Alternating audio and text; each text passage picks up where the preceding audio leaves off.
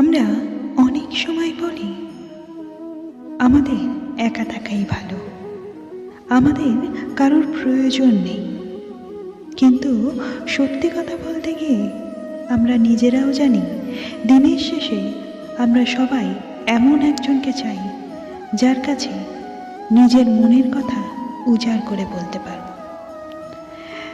আসলে মানুষ একা থাকতে থাকতে তার ভয় একাকিত্বকে অনেকটা অভ্যেসে পরিণত করে নিতে পারে।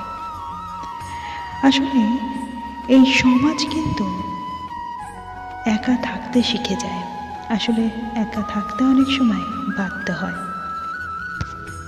সবাই যে যার নিজের কাজে ব্যস্ত, যে যার স্বার্থ পূরণ করতে ব্যস্ত।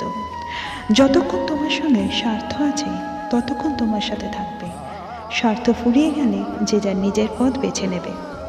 তাই অনেক সময় মানুষ এমন কাউকে খুঁজে মরে যার কাছে সে নিঃস্বার্থভাবে নিজের মনের দুঃখ কষ্ট আনন্দ অনুভূতিকে প্রকাশ করতে পারবে।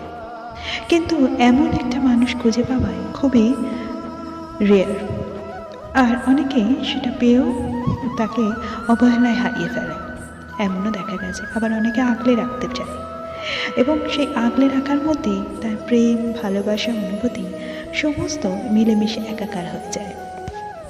তাই সবশেষে এটাই বলার, মানুষ জানে দিনের শেষে সে বড় একলা, আর এমন একজন মানুষকে কাছে পেতে চায় বা আগলে রাখতে চায় যার কাছে তার অনুভূতিগুলোকে নিঃস্বার্থভাবে প্রকাশ করতে পারে, তাকে আগলে রাখতে পারে, দুঃখ কষ্ট সমস্ত কিছু শেয়ার করতে পারে।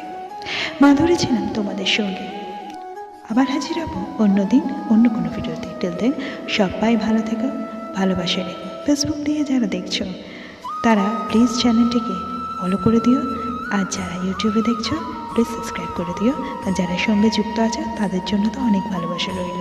টাটা।